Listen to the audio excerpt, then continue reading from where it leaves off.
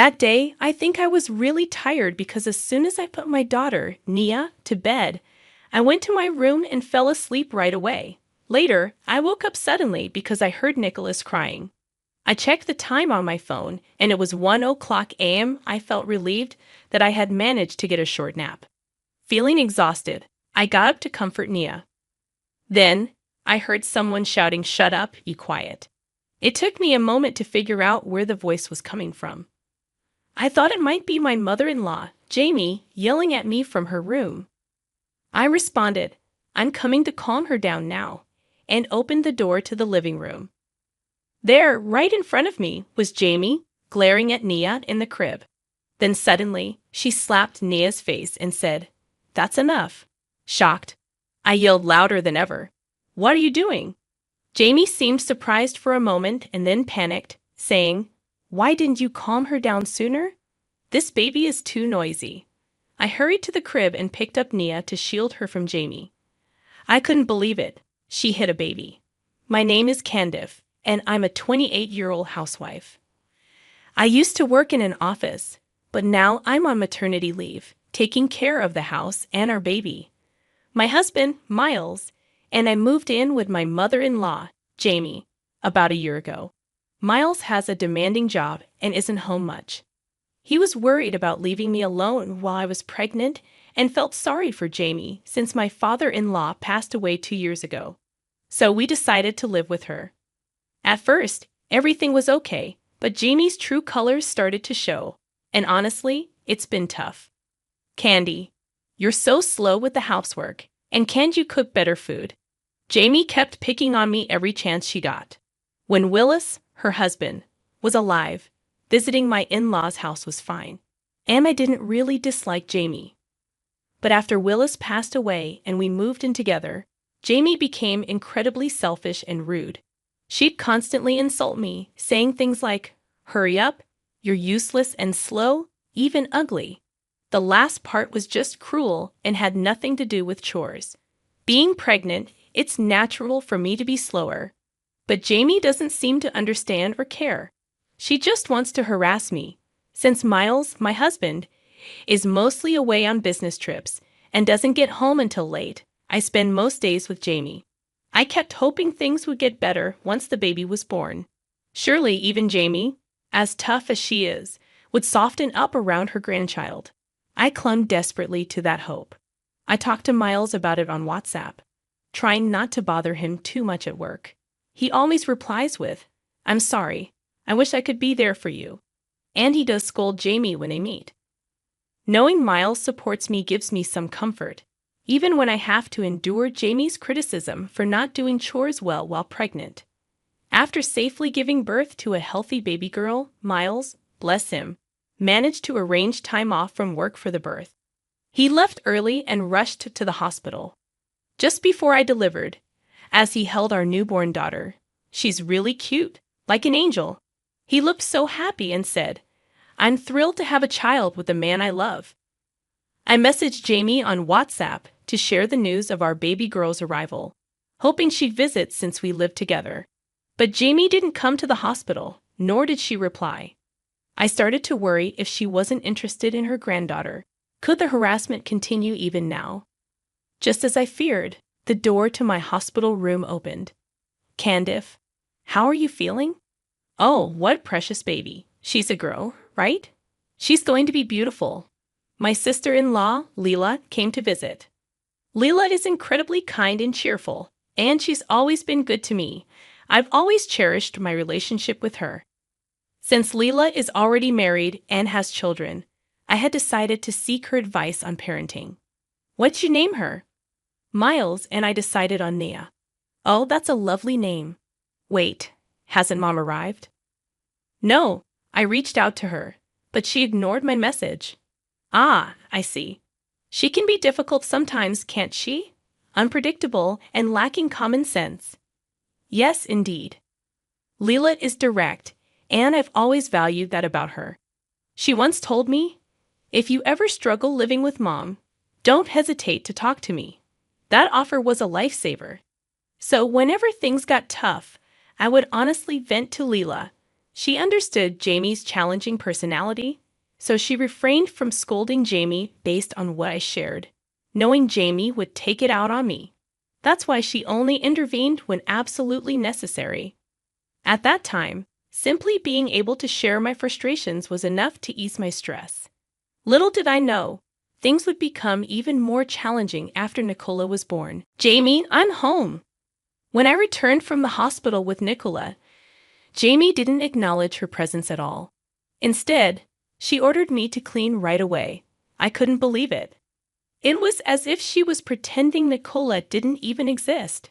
Despite feeling upset, I placed Nicola in her crib and started cleaning. But within 5 minutes, Jamie called out angrily, "Candy, get over here." "Yes, what is it?" "That baby won't stop crying. Do something about it." I was stunned. Jamie referred to Nicola as that baby, as if she were a nuisance, and ordered me to silence her cries. Jamie continued to mistreat Nicola, demanding that I change her diaper and complaining about the crib being in the way. Each time Jamie yelled, Nicola cried louder in fear, which only angered Jamie more. It created a very tense and uncomfortable atmosphere for Nicola and me. "Jamie, her name is Nicola. Could you please call her by her name?" "Shut up. Don't tell me what to do. You're her mother, so it's your responsibility to take care of her and make sure I'm comfortable." "Look, she's crying again." Nicola started crying because Jamie had yelled just after I had put her to bed. I had to interrupt my chores to comfort Nicola, knowing Jamie would be upset if the housework was delayed.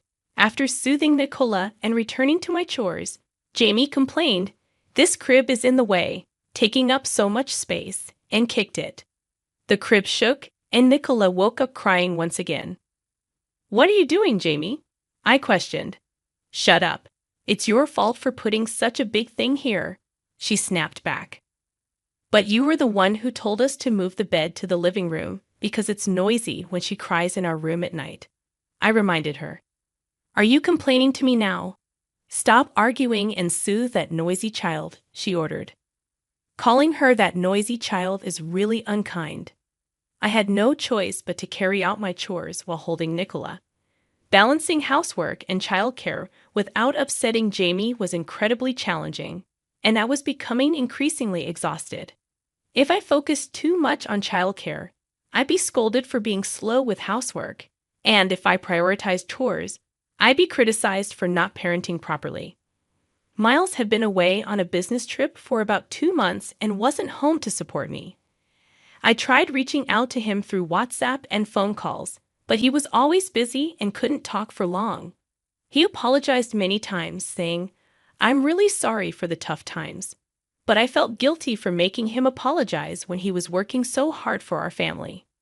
At the hospital, the doctor examined Nicola and reassured me that while her face was red, there were no signs of bruises or injuries, which eased my worries.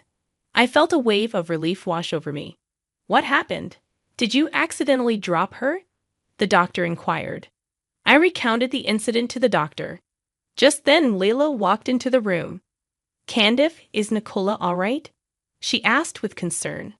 "Oh, Leela!" I exclaimed. In my frantic state, I had called Leela while in the ambulance. With Miles away on a business trip and unable to rush back immediately, I reached out to Leela despite it being the middle of the night. Leela proceeded to inform the doctor about Jamie's actions towards Nicola. The doctor was visibly shocked, and Leela trembled with anger.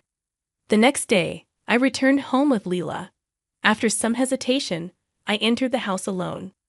Jamie acted as if nothing had happened and continued to harass me as usual. "You're late. Hurry up and make breakfast," she demanded. "You forgot to take out the trash because you came home late. You really can't keep up with the housework," she criticized. "Enough already. Did you forget what happened yesterday? You hit a 3-month-old baby, remember?"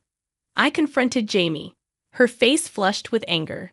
Why should I apologize? That child was the one being noisy. I just slapped her because she wouldn't listen. It's a form of discipline. I thought she wouldn't quiet down otherwise. Jamie defended herself. "That's not discipline, it's violence." "Enough," She's just a baby. Just do your chores already. I responded, feeling exasperated. You don't seem to regret it at all. You don't even think you did anything wrong. Leela, please come in, I called out to Leela.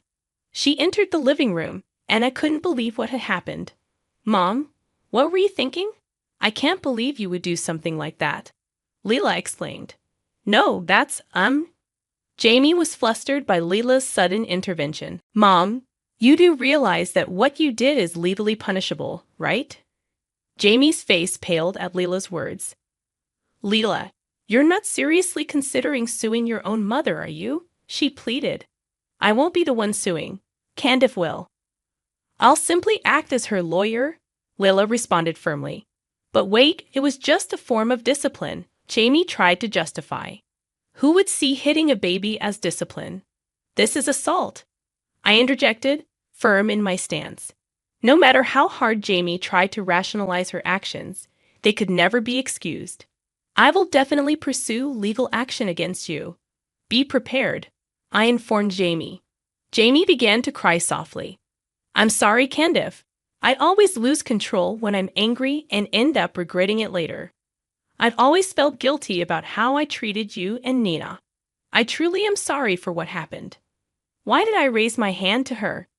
I always wanted a boy as the eldest grandchild. It was Willis' wish too. It might be an old-fashioned idea, but we always hoped for a boy to carry on the family line.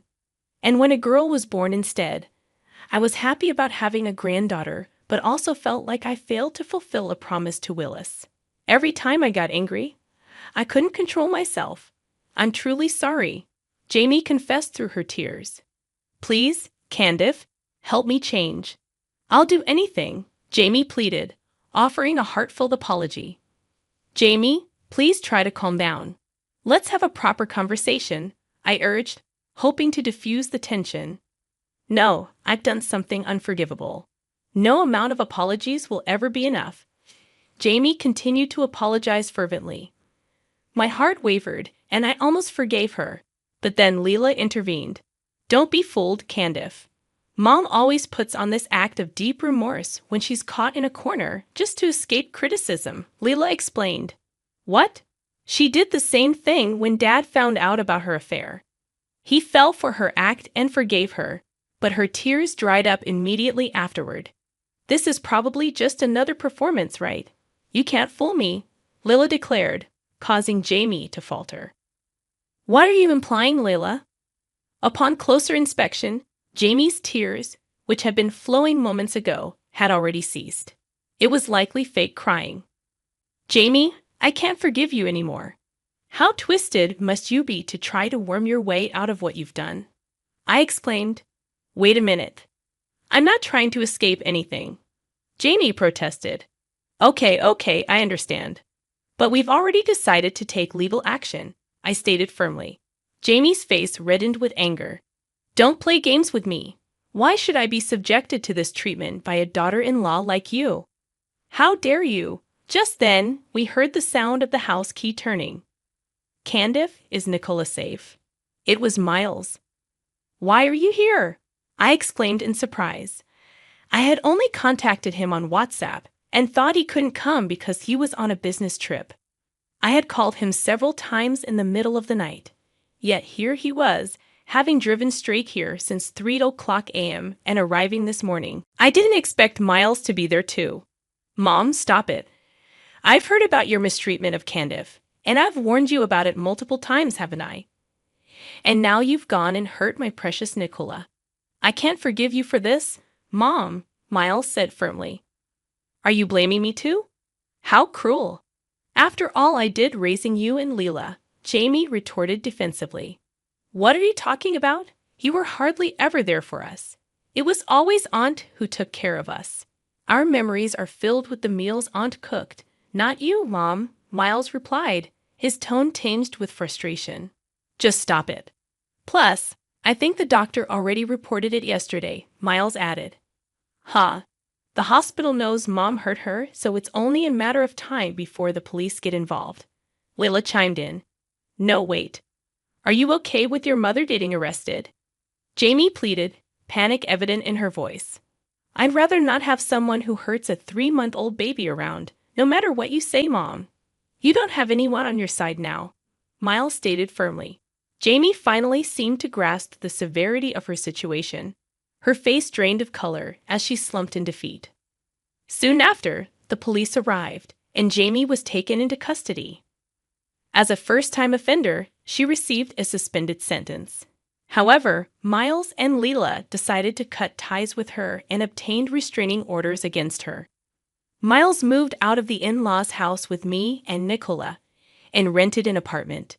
During our search for a new place, we temporarily stayed with Leela, which was immensely helpful. Candice, I'm truly sorry for everything. I'll take parental leave if necessary. I'll switch departments or even jobs to ensure your and Nicola's safety, Miles assured me. His current workplace had some issues with its environment, making it challenging for him to secure parental leave. Consequently, he resigned and found employment elsewhere. Now he returns home on time and actively helps with Nicola and household chores. We reside in a high-rise near Leela's family, often gathering for meals or enjoying barbecues together.